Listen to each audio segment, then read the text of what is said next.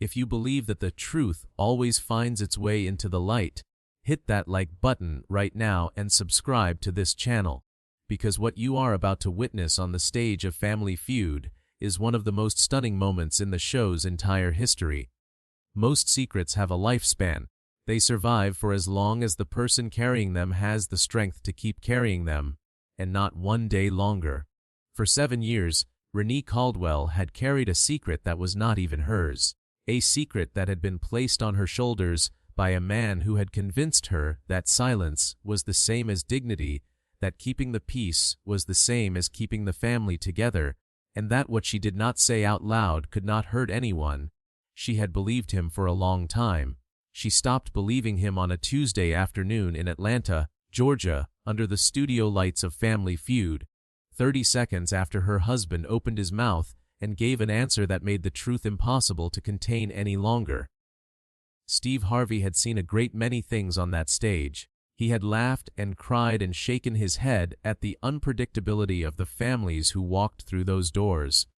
But nothing, not in all his years of hosting, had prepared him for the moment Renee Caldwell looked her husband calmly in the eye and said the 7 words that changed everything. What he did next is the reason this story still matters. Her name was Renee Caldwell. She was 53 years old, a high school guidance counselor from Decatur, Georgia, who had spent 26 years helping young people navigate the hardest moments of their adolescent lives. The grief, the confusion, the family fractures, the quiet emergencies that teenagers carry into school buildings every morning and rarely know how to name.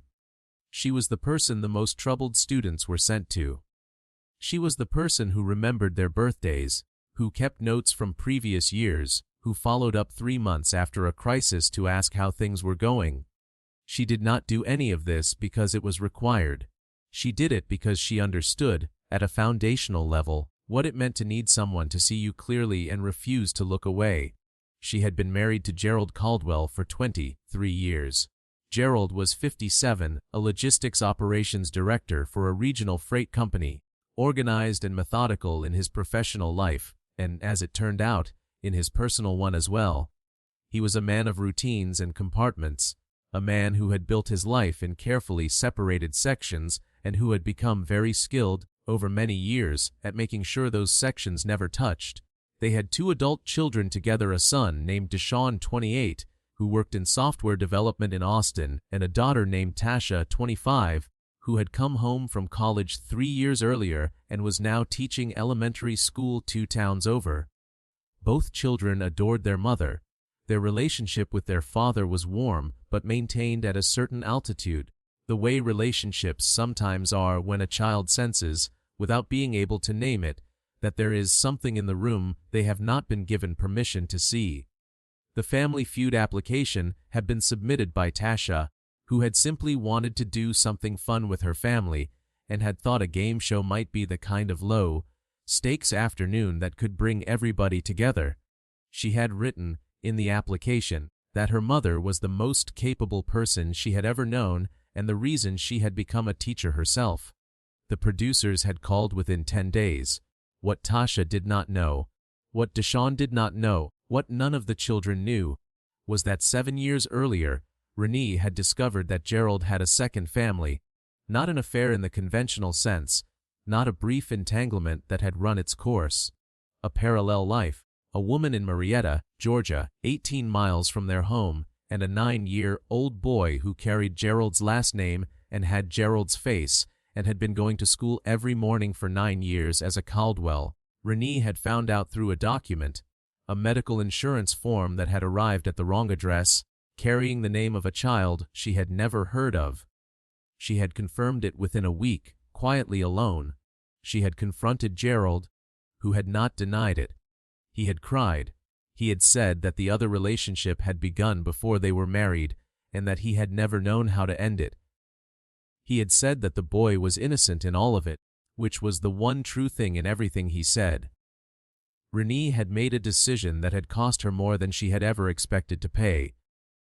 She had agreed to stay in the marriage on 2 conditions: that the other relationship end entirely, and that she would choose when and whether to tell their children. Gerald had agreed.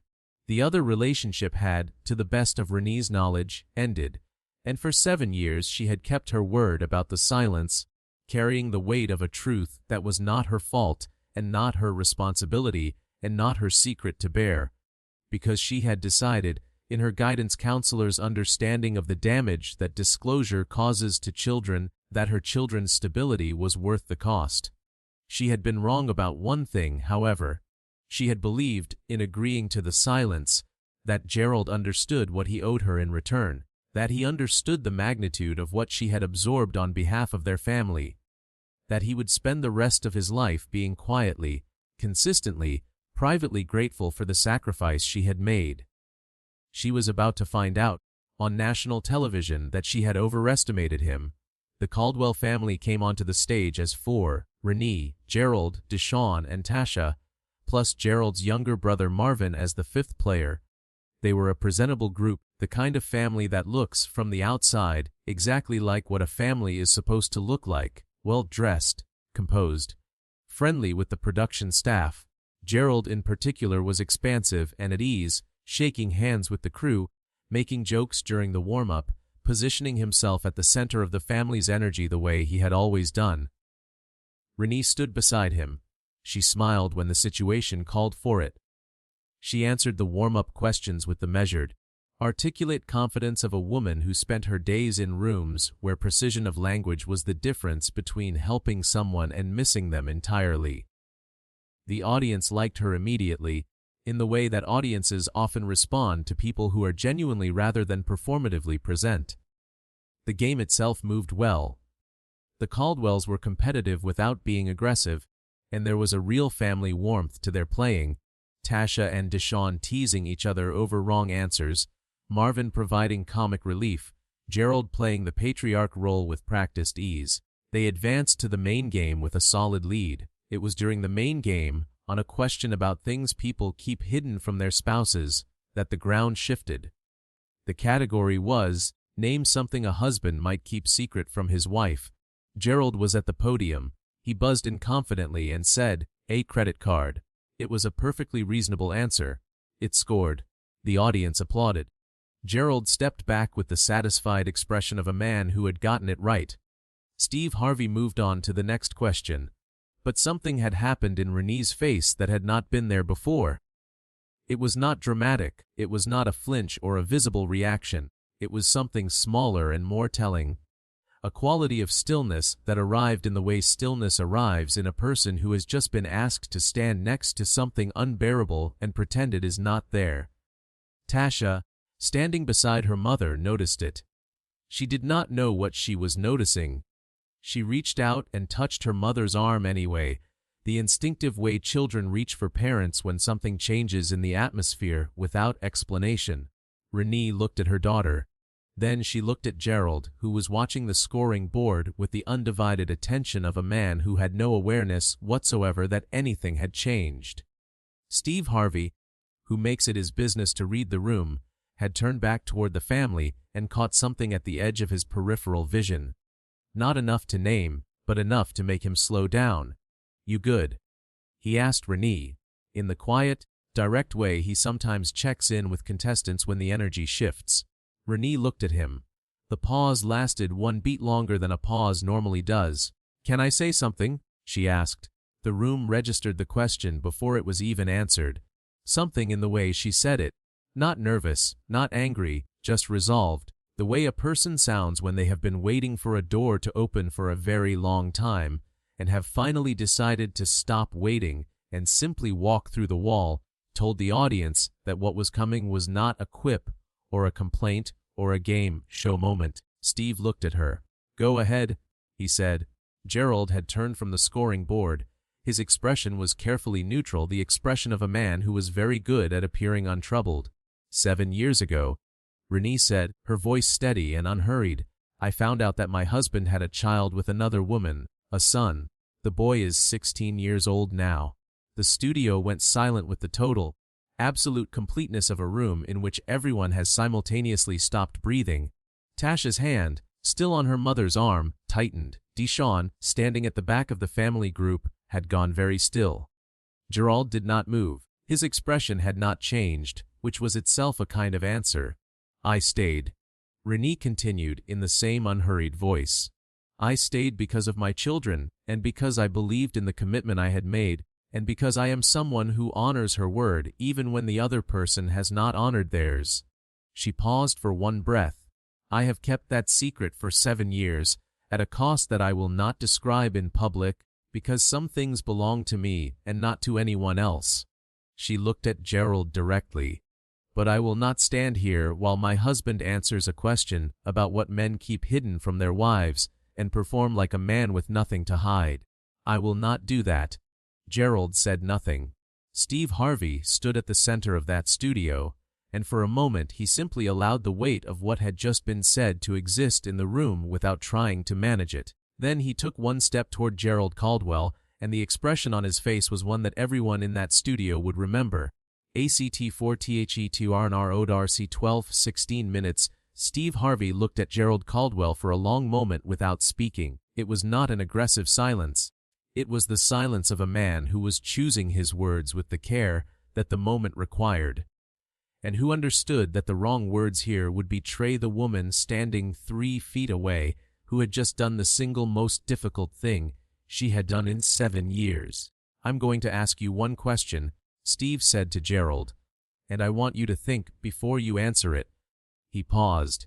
Do you understand what this woman has done for you and your family? Gerald opened his mouth, closed it.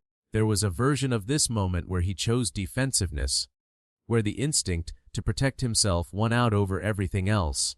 He was clearly aware of that fork in the road. The entire studio could see him standing at it. He chose the other direction.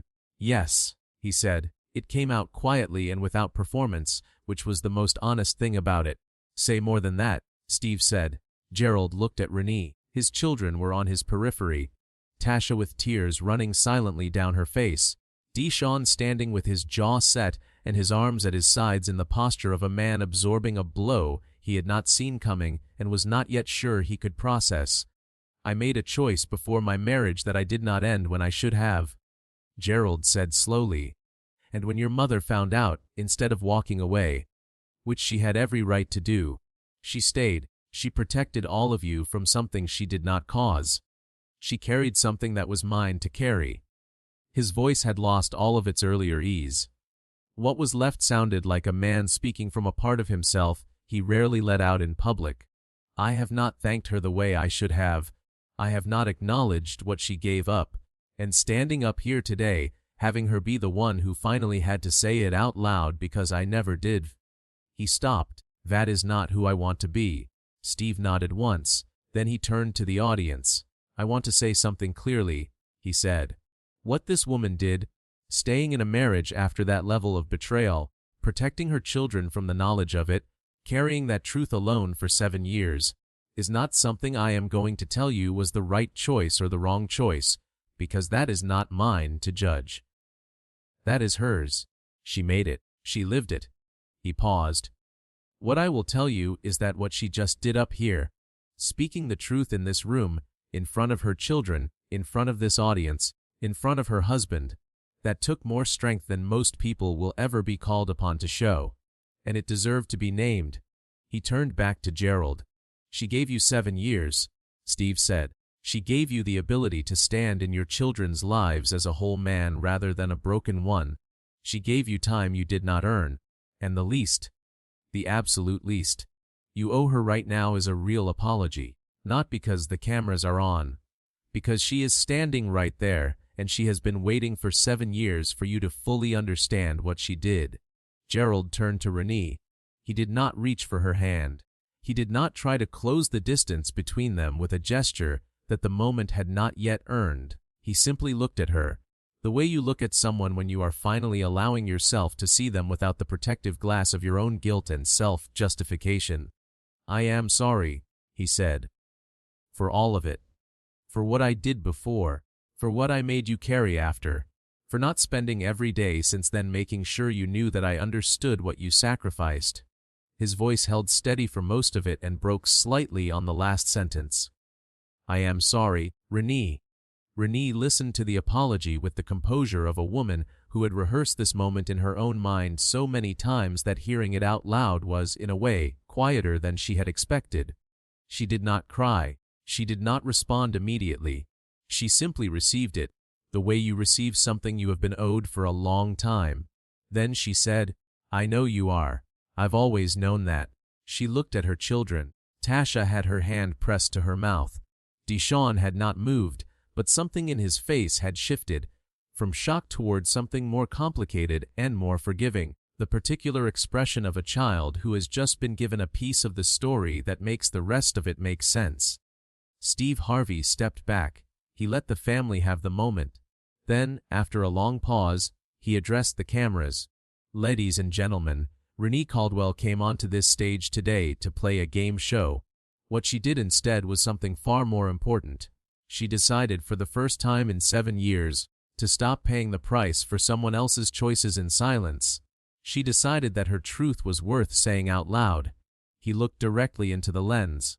"There is not a person watching this right now who cannot learn something from that." The Caldwell family did not finish the game that day. The producers made the quiet decision, with the family's agreement, to pause the taping. What had happened in that studio had moved beyond the format of a competition and attempting to continue as though it had not would have been a disservice to everyone in the room. The family spent time together backstage, not as a unit, initially, but in the fragmented way that families reassemble after a foundational shift. Tasha sat with her mother. Deshaun sat with Gerald. There were conversations that had been waiting for years to happen, now happening all at once in a green room in Atlanta, while a production crew waited respectfully in the corridor. When the episode aired several weeks later, edited carefully, with the family's full cooperation and consent, the response was immediate and sustained.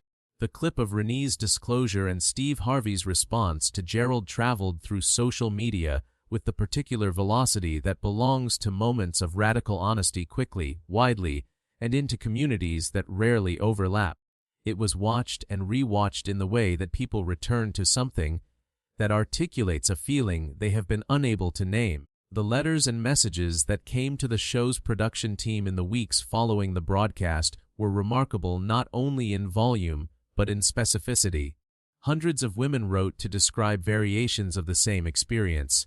Not necessarily infidelity, but the experience of carrying a marital truth alone for the sake of family stability, of making a sacrifice that was never fully seen, of waiting years for an acknowledgement that never came in the form it was needed.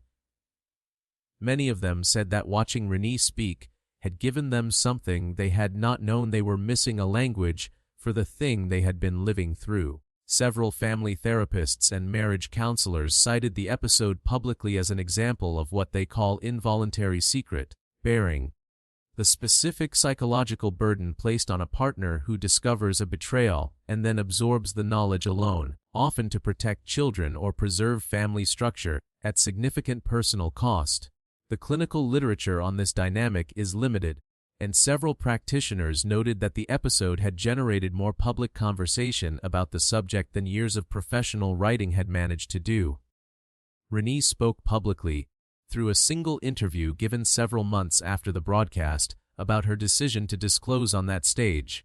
She was characteristically precise and unsentimental about it.